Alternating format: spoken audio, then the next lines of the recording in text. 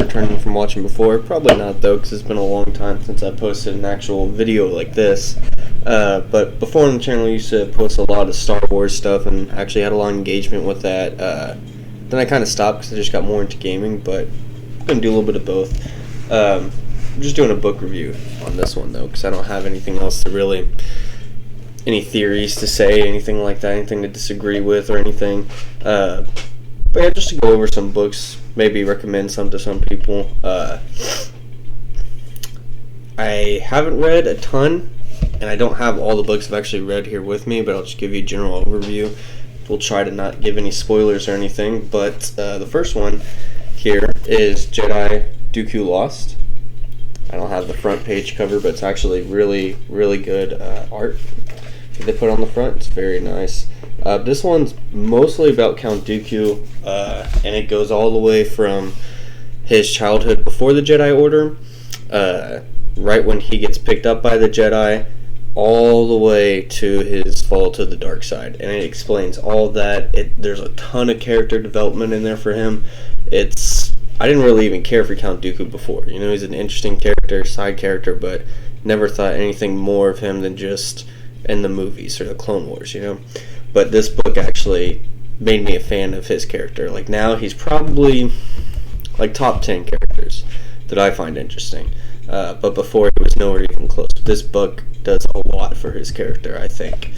So if you're trying to get more into that, or you just want to give it a try, or you're just trying to get into Star Wars books, I'd recommend that one. Really good. It's in the middle of everything, so the timeline's pretty, you know, you can jump around, read any books before or after. It doesn't mess it up much. Next one, and I haven't actually finished reading this one, but Light of the Jedi. Ooh, that light's really bright. I don't know if y'all can see that. Barely see it, maybe. Yeah, this is part of the High Republic series. That came out maybe a year now. I don't know how long it's been, but this is the first of the original 3 that they released. And I gotta say, reading the beginning of it is kind of hard to get into because it jumps around a lot. It jumps around between different character perspectives very quickly and very often, very frequently. But if you get past like the first 2 chapters, it gets really interesting. I haven't finished it yet, but I'm not going to give any spoilers anyways. But this one, if you're having a hard time reading it, I'd say give it at least like 3 chapters before you just put it down, because it actually does get pretty good. And it's interesting because it's a whole new story set. In my opinion, I don't care for the sequels too much. They're okay, but I'd rather see stuff like this. I'd rather see stuff that happened before with new characters, and a lot of stuff can happen that doesn't mess with the prequels and stuff in the original trilogy, because it was so long ago. You know, something that happened thousands of years ago, unless it's something huge, wouldn't really affect what's going on now. So they have a lot of room to be creative and whatnot with that. So that's what I like. And there's 2 other books. I have the second book, but I haven't even finished this one, so I'm not going to get into that. Other books, those are the only ones I have here that I've read. I don't know where the other ones are, but the Ahsoka Tano book, I'll just put pictures up here or something for them. Ahsoka Tano book, if you haven't watched Clone Wars, first off, watch it, but second off, you would need to watch it before you read this book, otherwise it's just a random character. I don't think you'd really know what's going on, but that book does a lot for her character. She was already a favorite of mine. But when this book came out was before, I don't know if it was before Rebels came out. No, I think Rebels had came out. But I hadn't watched Rebels when I read this book. And I was very upset. This is back when the Clone Wars got canceled on Cartoon Network and you couldn't watch it anymore. And they left Ahsoka's story arc just like laying there. And it was like, what happened to her? She's just gone. No explanation. She just left the Jedi Order. That's it. Never seen or talked about again until Rebels. But I didn't know that. I didn't watch Rebels yet. Then I read that book, and I found out that the Clone Wars was canon. I didn't know that before. And that book does a lot for her character. It's kind of slow to read it at the beginning, but again, if you push through, I'd say even just after the first chapter. The first chapter is a little slow. You're not really sure what's going on. It's kind of weird. But it has a ton of character progression for her, even though it's already a character that exists and it's in between Clone Wars and Rebels, it actually does a lot for her character and explains very, very well how she got from where she was right after 66 to Rebels. It's perfect in between book without being boring, without being way too exciting with too many, like, you know, special guest stars. Like, you know, there's not Darth Vader in there or anything, or Maul or anything like that. It's original. It's very, very good. I recommend it. That one, well, I'll do a top to bottom which ones I recommend the most at the end. But Ahsoka Tano is really good. What's the next one? Dark Disciples. That one's really, really good. I'll have to try to be careful with what I say about it because I don't want to give too many spoilers. Pretty much, it's from the perspective of Asajj Ventress.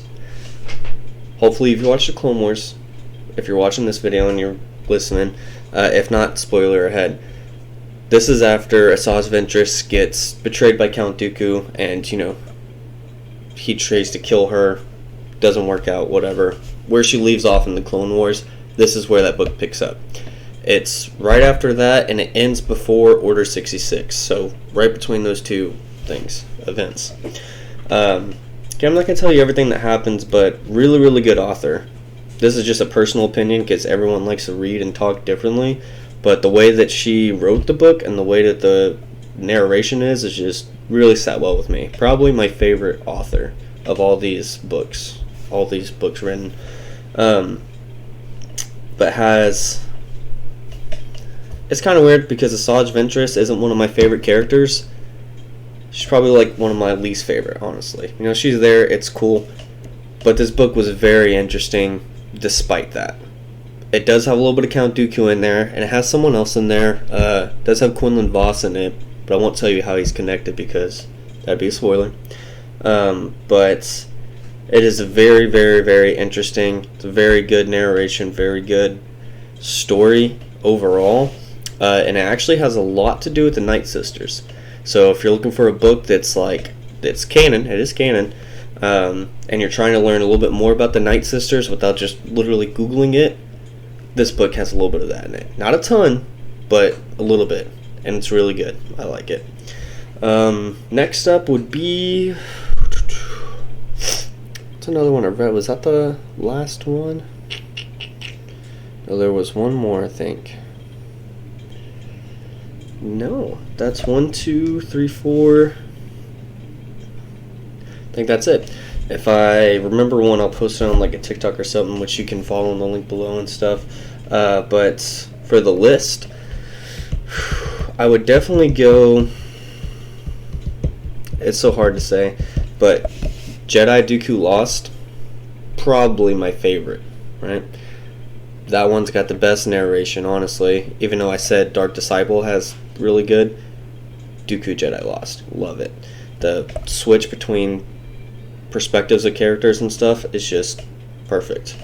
So Dooku Jedi Lost, then Ahsoka, because Ahsoka is my favorite character. So even if that book was terrible, it would still be in the top 3.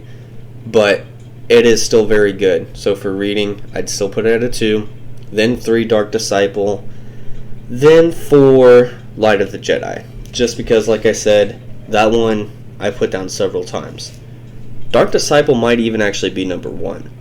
Dooku Jedi Lost, it took me, maybe 3 days to read. I had to put it down because I had stuff going on. Can't sit there and read a book forever. But Dark Disciple, I had a day off. I started reading it, and I literally could not put it down. I read it in 3 hours, however long it took me straight. That's how good it was. I didn't need to put it down and take a break and be like, oh, okay, I'll pick it up tomorrow, or I didn't want to put it down. It was like watching a YouTube video, You go to the next one, you go to the next one, you fall in that rabbit hole. That's how this was. And that's the only book to date that I've read that has done that for me. So, you know what? I'm actually going to say Dark Disciple 1. Dark Disciple, Jedi Dooku Lost, Ahsoka, and then Light of the Jedi, just because Light of the Jedi had the opposite effect. I still haven't finished it, and it's been like a month. It's good, but it's just not as, I guess, engaging. It doesn't really make sense because it's a book, but I don't know. It just doesn't do the same thing for me that the other ones do. But it is still interesting, so I am going to finish it. But it's definitely not, oh man, I can't put this down. But yeah, those are the 4 that I've reviewed. I think those are the only 4 I've read. If I remember one, I'll post something somewhere. But if you guys like this, like it, let me know. I have a bunch of books I haven't read, so I'll try to read like 4 more. And if you guys like this enough, I'll post that up. But yeah, other than that, thanks for watching. Hope you enjoyed. And if you want to see more stuff like this, just let me know.